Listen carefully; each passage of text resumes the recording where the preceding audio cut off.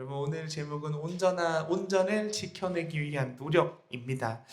예, 여러분 지금 우리가 특세 4일차에 접어들었는데요.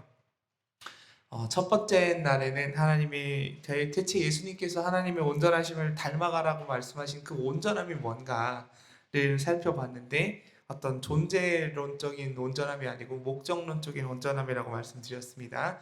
어떤 그 결과와 목표를 향해서 통과하면 그것이 온전하다라는 건데 우리는 뭘 닮아야 하냐면 악인과 불의한 자에게 악인과 의인에게 해를 비추시고 불의한 자와 의로운 자에게 비를 내리시는 경계 없는 하나님의 사랑하심을 배워서 그 하나님의 온전함에 이룰 수 있도록 노력해야 된다라고 말씀드렸습니다. 그러면 여러분 이제 그러면 그렇게 온전하기 위해서 그러면 다 때려치우고 산속에 들어가서 나만 열심히 살면 되느냐? 그런 건 아니고 그 능동적인 인내가 필요하다라고 야고보서를 통해 배워봤습니다. 그 인내를 품고 있으면 인내가 하나님의 온전하심에 이르도록 우리를 끌고 가고 단련해 간다라고 말씀드렸습니다.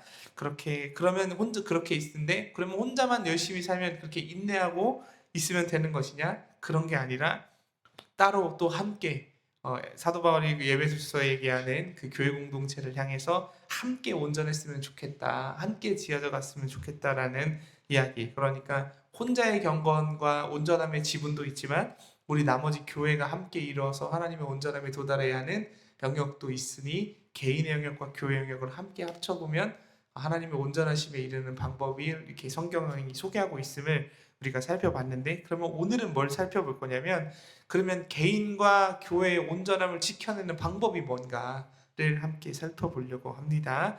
여러분 원고로 가고 우리 함께 주신 교재 살펴보겠습니다. 벌써 4일차입니다. 여러분 고생 많으셨습니다.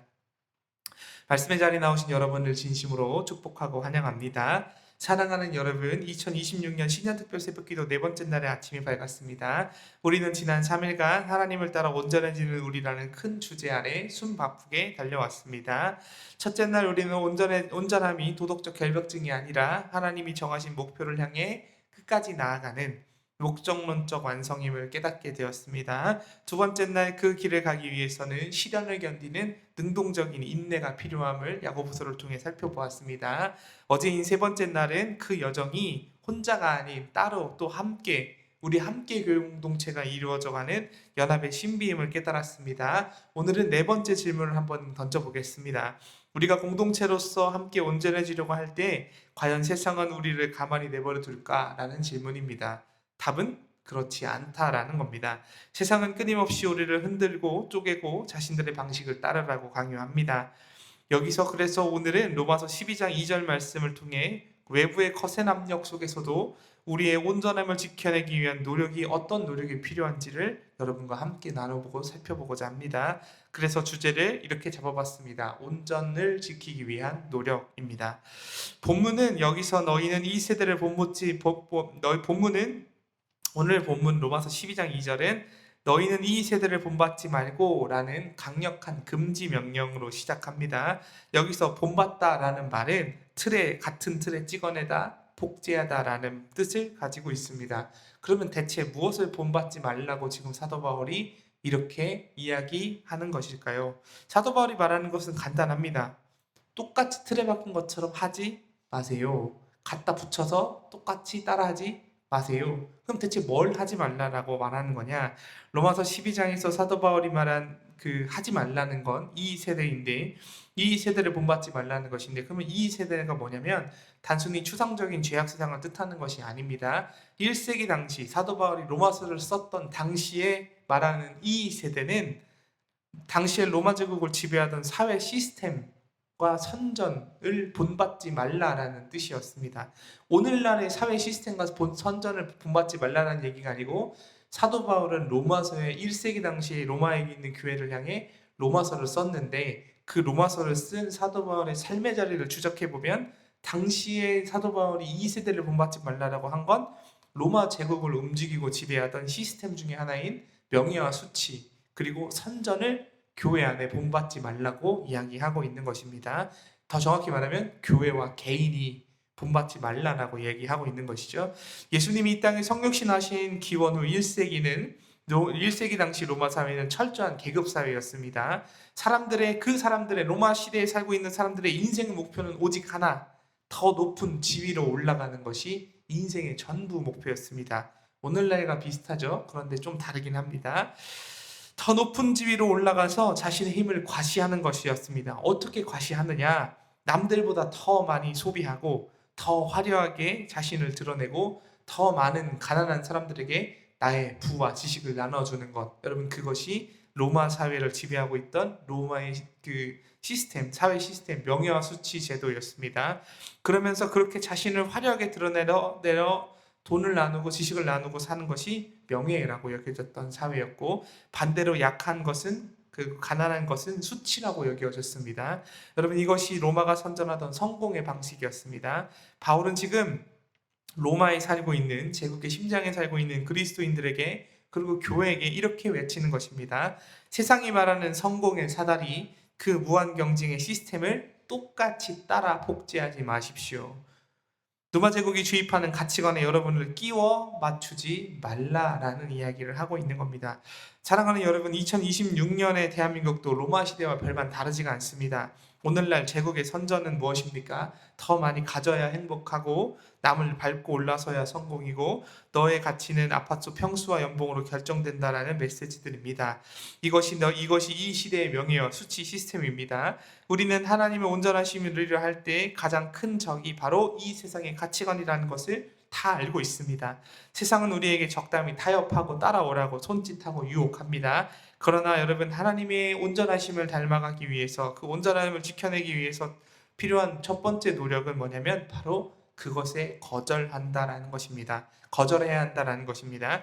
세상의 성공 방식을 내 기준으로 삼기를 거부하는 거룩한 저항이 우리 안에, 그리고 우리 공동체 안에 일어나야 한다라는 것입니다.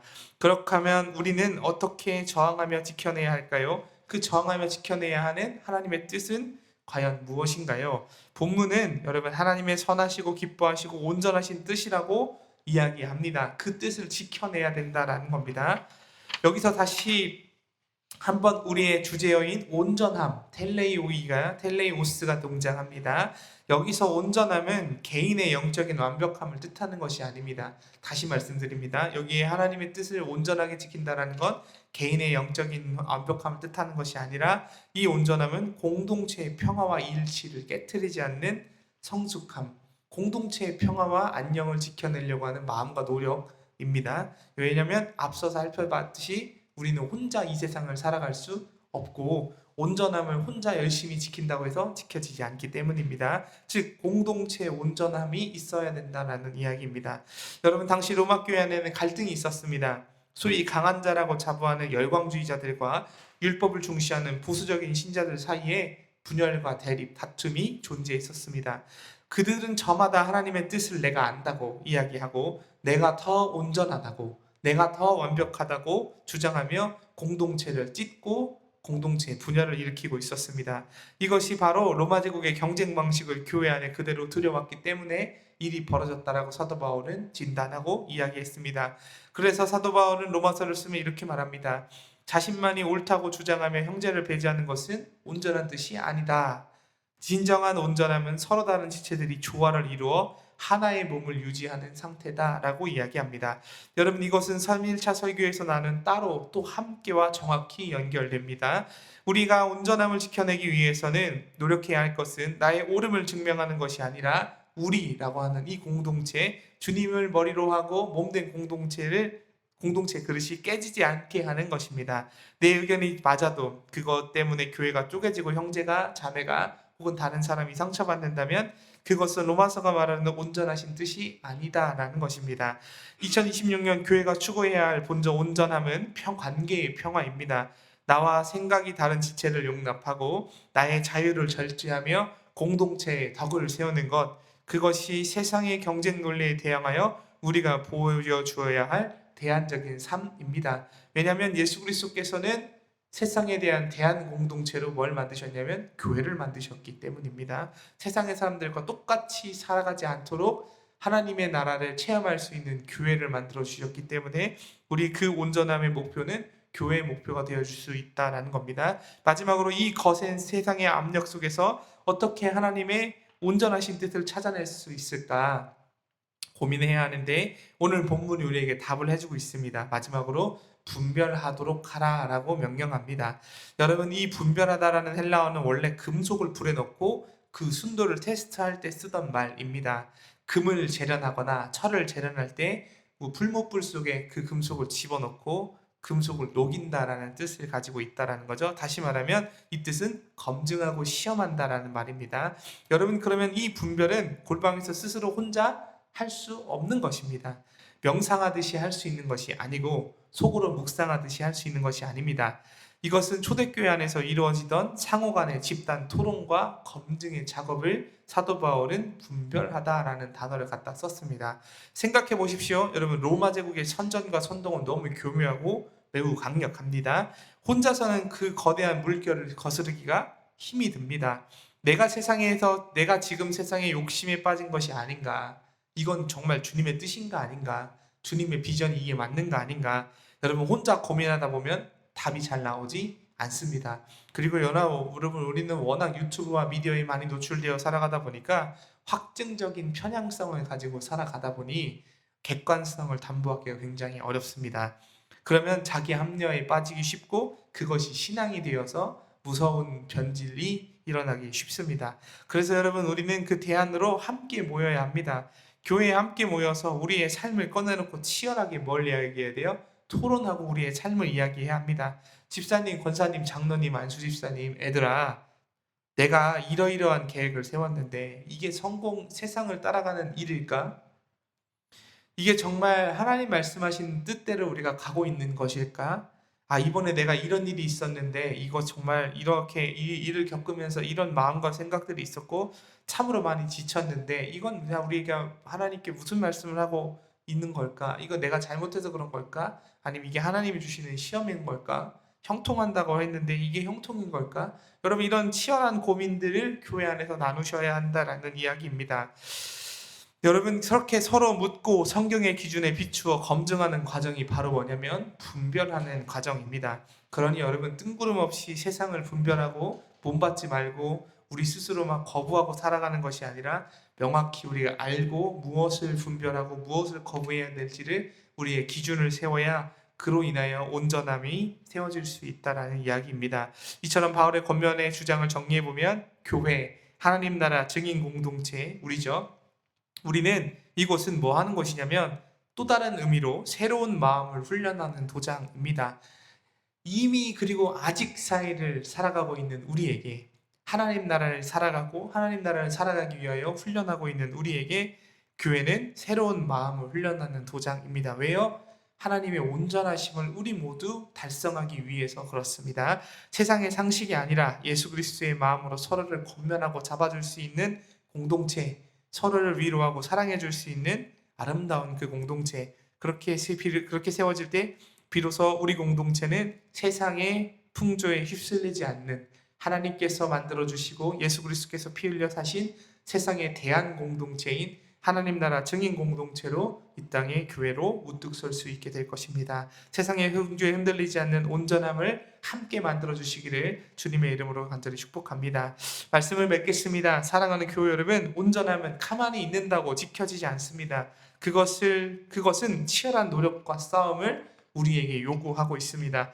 2026년 우리는 두 가지 전선에서 싸워야 합니다. 첫 번째, 높아지고 화려해지려는 이 시대의 가치관과 싸워주시기를 부탁드립니다. 두 번째, 삶의 자리, 교회 자리에서 우리는 함께 어우러져서 살아가야 하는 존재이기 때문에 나와 이웃과 평안과 우리 교회의 안녕과 평화를 함께 지켜내야 합니다. 여러분, 그리고 이 싸움을 위해 부지런히 모이십시오. 서로 대화하시고 서로의 대화 속에 생각을 하나님의 말씀을 붙잡고 분별하여 보십시오. 주님의 몸된 교회는 세상의 논리를 걸러내는 거룩한 필터의 역할을 잘 감당해낼 것입니다. 우리 모두가 다 그렇게 하나님의 사람으로 만들어져 갈 것입니다. 세상은 우리를 보며 왜 그렇게까지 유별나게 사느냐고 몰아세울지 모릅니다. 하지만 여러분, 우리가 세상의 틀을 거부하고 하나님의 나라의 방식으로 서로 사랑하며 온전함을 이루어갈 때 세상은 우리를 통해 하나님의 살아계심을 보게 되며 예수 그리스도께서 주님의 몸된 교회의 주인 되심을 바라보게 될 것입니다. 이 새벽 주님 앞에 결단합시다. 주님, 이 세상에 휩쓸리지 않겠습니다. 깨어있는 정신으로 공동체와 주님의 뜻을 분별하겠습니다. 그리하여 이 악한 세대 속에서도 하나님의 선하시고 온전하신 뜻을 증명해내는 이 거룩한 공동체를 만들어가고 함께 참여하며 그 공동체를 향유할 수 있는 우리 되게 하여 주옵소서라고 결단할 수 있으면 좋겠습니다. 이 거룩한 노력이 2026년 한 해 동안 여러분의 삶과 우리 교회, 신면교회가 그리고 조국의 교회, 그리고 이 세상의 많은 교회 가운데 가득하기를 주님의 이름으로 축복합니다. 같이 기도하지요. 거룩하신 하나님, 감사합니다. 오늘 로마서 말씀을 통해 우리가 싸워야 할 대상이 무엇인지, 지켜야 할 가치가 무엇인지 깨닫게 하심에 감사합니다. 세상은 끊임없이 우리에게 더 높아지라고, 많이 가지라고, 그것이 명예라고 속삭입니다. 그것을 하지 말라라는 것이 아니라 무엇이 우선순위인지를 함께 알려주셔서 감사합니다. 주님, 2026년에는 이 화려한 화려한 선전에 속지 않게 도와주시옵소서. 세상의 틀을 억지로 우리에게 끼워 맞추지 않고 오직 마음을 새롭게 함으로 저항하게 하여 주시옵소서. 특별히 우리 공동체 안에 참된 온전함을 허락하여 주셔서 나의 주장으로 형제자매를 이기려 하기보다 사랑으로 하나됨을 지키며 주님의 교회를 세워가고 온전함을 경험하는 우리 모두의 성숙한 교우가 되게 하여 주시옵소서. 혼자 고민하지 않고 옆 사람과 믿음의 지체와 사랑하는 이들과 함께 모여 나누어 주님의 뜻을 치열하게 묻고 분별하며 하나님의 말씀을 이 삶으로, 우리의 삶으로 증명해내고 경험해내는 귀한 삶이 되게 하여 주옵소서. 그래야 이 어두운 시대 속에서 하나님의 기뻐하시고 선하시고 온전하신 뜻이 무엇인지 삶으로 증명해내어 이 세상에 밝히 하나님의 증인 공동체로 나타나는 우리 교회 되게 하여 주시옵소서. 영원한 기준이 되시고 빛이 되시며 우리의 마음의 소망이 되어 주시는 예수 그리스도의 이름으로 간절히 축복하며 기도드리옵나이다. 아멘.